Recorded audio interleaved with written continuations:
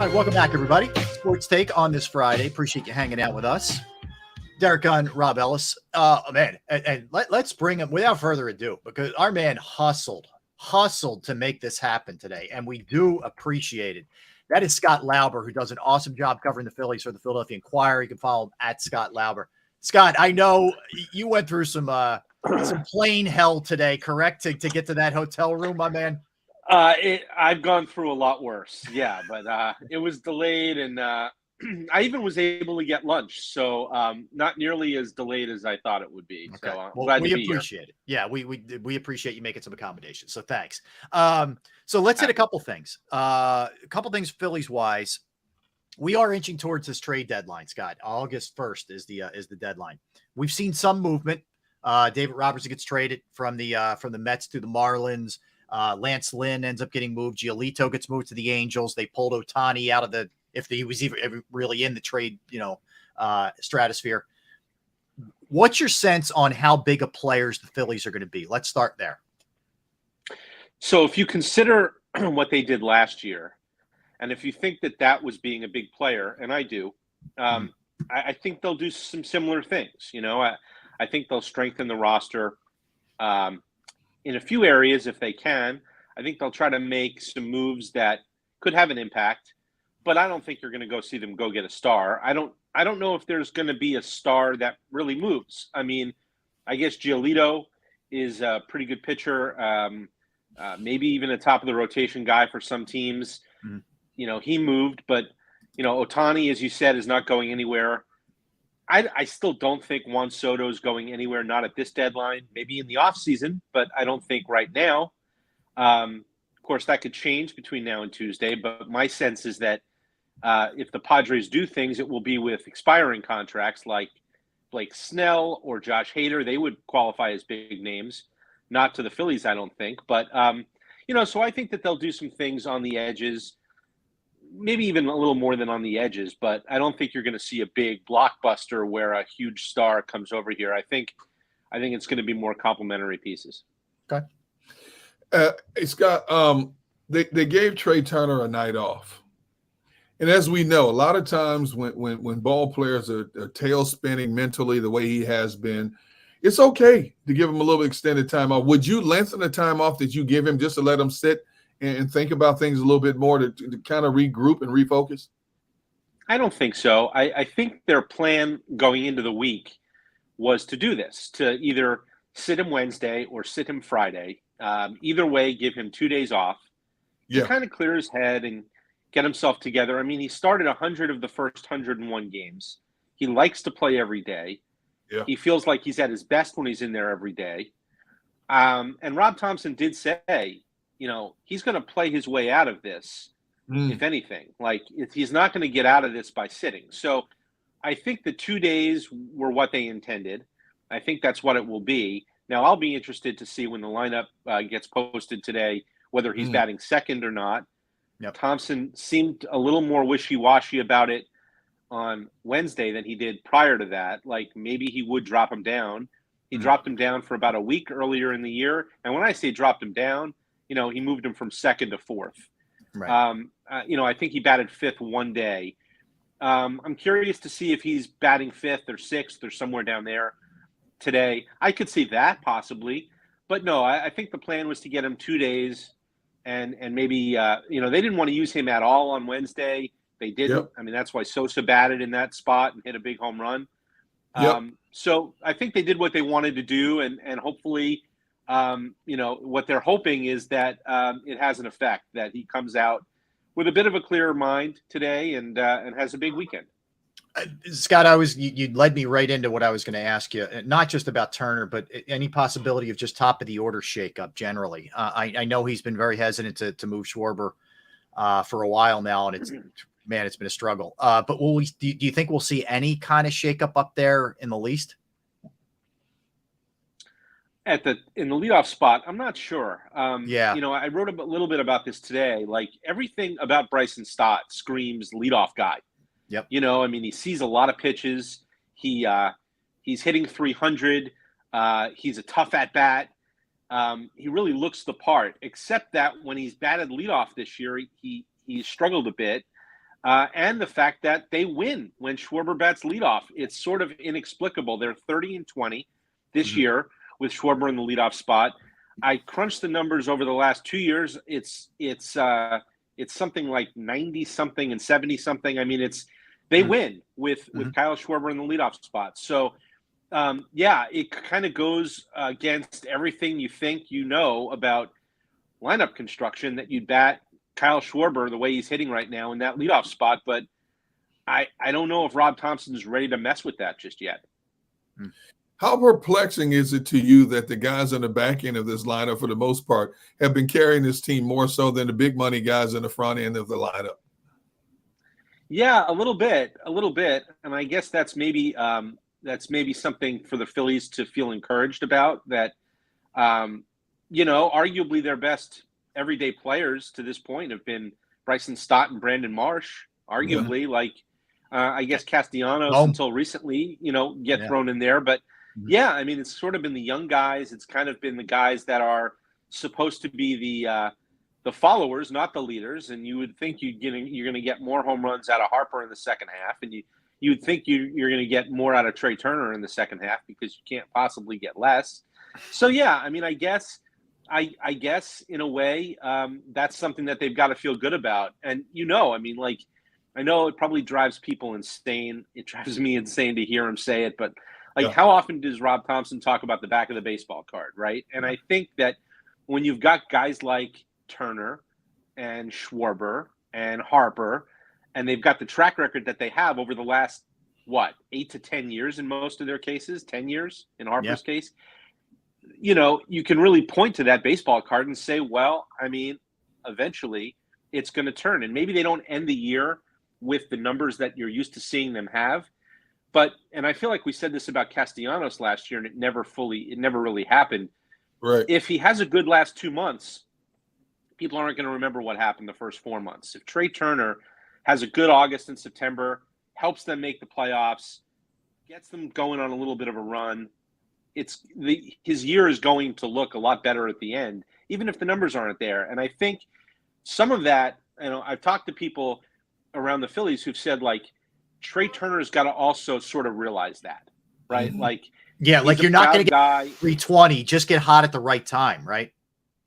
Exactly. Your numbers are not going to be your numbers at this point, but there's a lot you can do to salvage your year. And I kind of think from talking to him that he understands that, but sort of understanding it and buying into it, really getting it in your own mind are two different things. He seems to say the right thing. I don't know if he believes it.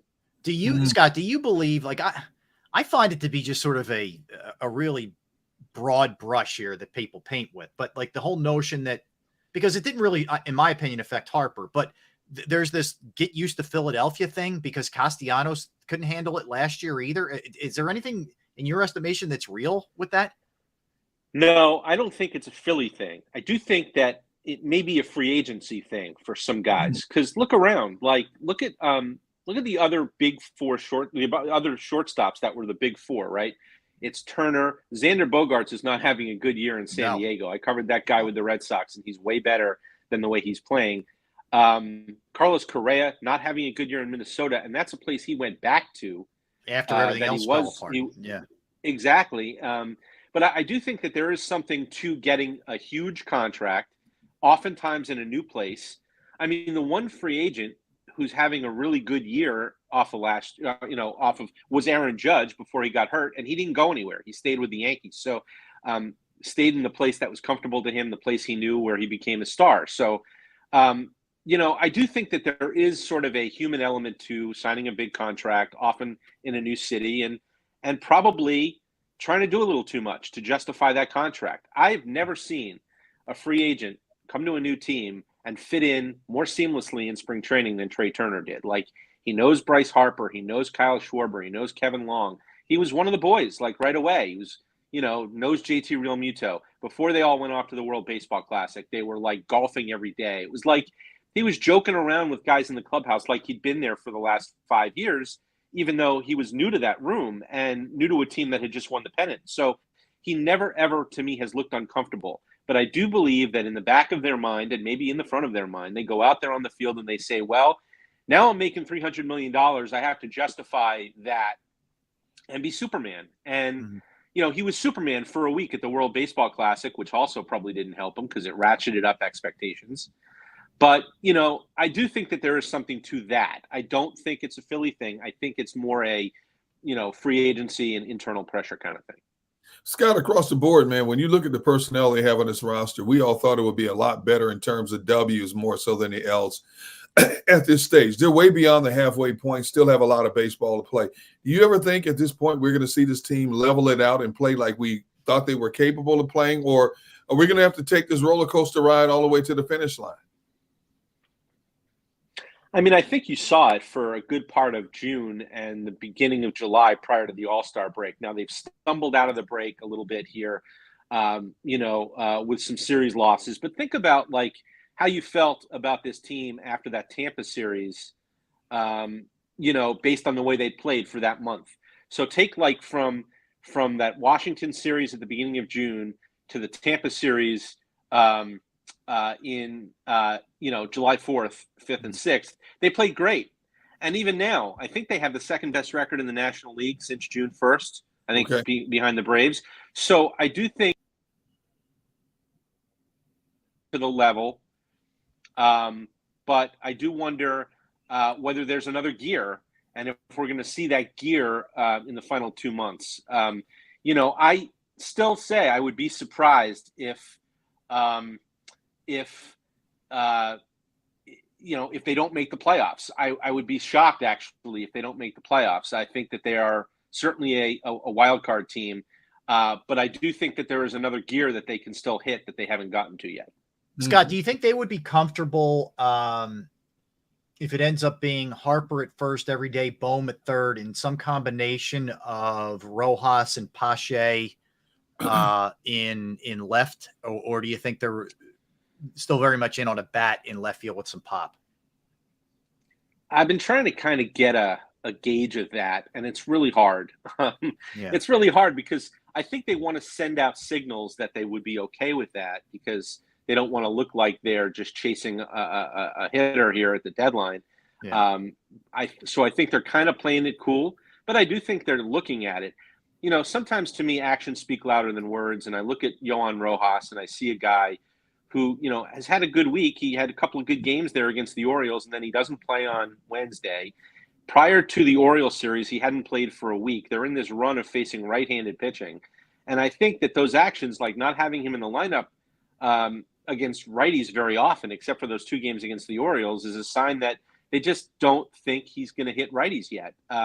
He's still a work in progress offensively. It's looked pretty good to me since he's come up, but he hasn't played a whole lot. So if I'm reading their actions, it's sort of telling me that, no, I think that they still want to go out and find a hitter to go out and play left field. Would they be okay with it if somehow they don't turn up that hitter that they want?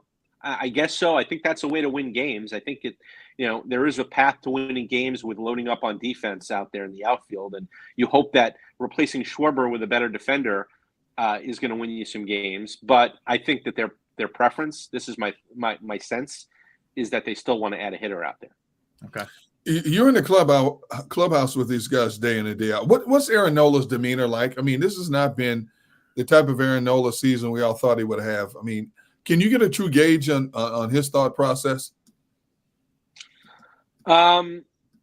He's a pretty even-tempered guy, and I'll tell you, when you're around him every day and he's having a year like he had last year or in 2018, where he's a Cy Young finalist, he's the same guy that he is when he's struggling a bit. This year reminds me a little bit of 2019 for him, because the home runs are up and the walk rate's up a little bit, and he's not, just doesn't seem quite as sharp start to start that he normally does in a good year. And in 2019, I think that was probably his weakest year out of this 5 or 6 year period. And it was still decent, for most pitchers. I think you're seeing that again. You're seeing a guy who can be brilliant at times. You're seeing a guy who's struggling at times, and that's not Nola. Nola, when he's good, is a pretty consistent guy. So, I don't sense anything, but again, I think that, I think that probably, look, I've asked him this point blank, like, you bet on yourself this year, right? You made a bet on yourself going into your walk year. You decided not to sign an extension. Is that in your mind? And, again, outwardly he says, no, I'm not thinking about it. But, like, how could you not be thinking about it? You're a human being, right? So I think that, just human nature would tell you that, yeah, it's probably something that he carries out there with him, whether he knows it or not, whether he thinks about it or not. It's got to be in his head. Scott, you look at the wild card standings, and excluding the Cubs, who are actually playing very good baseball of late, it's been kind of a struggle for everybody. Giants, Phillies, Reds, Marlins, certainly, Diamondbacks. Nobody's really distinguishing themselves. Who do you see as the last team standing, so to speak? In terms of the wild card, like who's still going to be there in the race here? Do you think it's going to be all those teams battling for the top, or for any of those three spots? I don't know. I don't think it's going to be all of them. Some will fall by the wayside. Some already are. I like kind of what the Marlins are doing here before the deadline. They seem like they're, kind of going for it. They're trying to strengthen their bullpen. That's been one area that's kind of let them down lately. So I think they're doing kind of what they need to do to shore up some things to maybe keep the dam from leaking too much. But I wonder about them. They won an awful lot of one-run games the first half of the year, and there tends to be some regression there. I don't know. I've seen the Giants play really well against the Phillies, and so they're a team that I think might have a little bit of staying power, although they've stumbled lately as well. You mentioned the Cubs. It's a weird situation because I like the way the Cubs are playing. I've looked at that team on paper and I said, this team should be better than it is. If the Cubs were to say before Tuesday, no, we're standing pat, we're going to go for it, I don't think I could really blame them. Yeah. Because I don't think they have to do a ton to sneak into that wild card picture. They're really already there. So, it's going to be kind of interesting to see what they do prior to Tuesday. Do they buy? Do they sell? Do they do some combination thereof? But yeah, that's another reason why. Look, I feel good about the Phillies' chances of winning the wild card because I think the Phillies are the best team in that bunch by a long shot. And so some of it is the Phillies and some of it is the competition. And I don't know. I don't think. And I think even a team like the Padres, I think, are probably looking at this and going if we have a good month, the way some of these other teams are playing, why not us in that third wild card spot? And, I've written this before, but if it turns out to be kind of a bit of a dud of a deadline or a lukewarm deadline, blame the Phillies from last year or blame the Braves from 2021 because teams look at those teams and go, hey, they got in and look at what they did when they got in. Like in the Phillies case, they clinched on the third to last day of the year with 87 wins, and they went all the way to the World Series. In the Braves case, they were under 500 at the deadline in 21. They won their division, and they went to and they won the World Series. So I think there are a lot of teams sitting there like the Cubs and maybe the Padres, and they're going why not us? We could be that team. Hey, Scott, look at the Phillies' next stretch of games. I think 12 of the next 14 or 15 are against very subpar opponents. How pivotal is this stretch for this team in making a push up the pecking order? Really pivotal. Look at what they did last year. There was a time last summer, where they were playing really, really well. And I was kind of the cynic going, yeah, but who are they beating? It seemed to me like they beat up on the Reds a lot last summer. They beat up on the Pirates a lot last summer. They beat the teams that they were supposed to beat. And, it's sort of damn if you do, damned if you don't, because if you don't beat those teams, we sit here and go, oh, you're not beating the teams you're supposed to beat. And then if you do beat them, it's like, well, how good are you really? Because you haven't beaten anyone. So, look, I think last year they made a lot of hay in the wild card race because they beat bad teams. And I think that'll happen again. I look at this series against the Pirates. The next homestand, they get the Royals in there for some of that homestand. These are teams that they should clean up on. So they did it last year. I think they'll do it this year, and I think they'll need to do it this year. Scott, keep up the good work, man. At Scott Lauber, and you can follow him, of course, Inquirer.com. He does an awesome job. He's in Pittsburgh right now covering this series for the Hey, hold on real quick. Where are you located, Scott? Where are you right now? What part of Pittsburgh? No, what part? I'm downtown. I'm downtown by the convention center. Yeah. Make sure you get make sure you get the Pimani brothers. I lived there for 10 years. Oh, so yeah. make sure you get Pimani brothers. You know. Absolutely. Every time I come here. And if you like barbecue, go to Wilson's Barbecue. All right. I'm going to jot all this down Wilson's. as soon as I get off with you. Yes. Wilson's yes. for lunch tomorrow. I'll do it. Wilson's is on the north side. It burned down a few years ago, but the family rebuilt it. One of the best barbecue spots you'll go to. All right. I'll let you know. See, Scott, we got you, man. We're taking care of you. All right. Enjoy the weekend. Keep up the good work, Scott. Right. Thanks for your time today. All right. Appreciate you, bro. You got it. Scott does a great job. Yeah, and he really did hustle for us, so we do appreciate that. All right.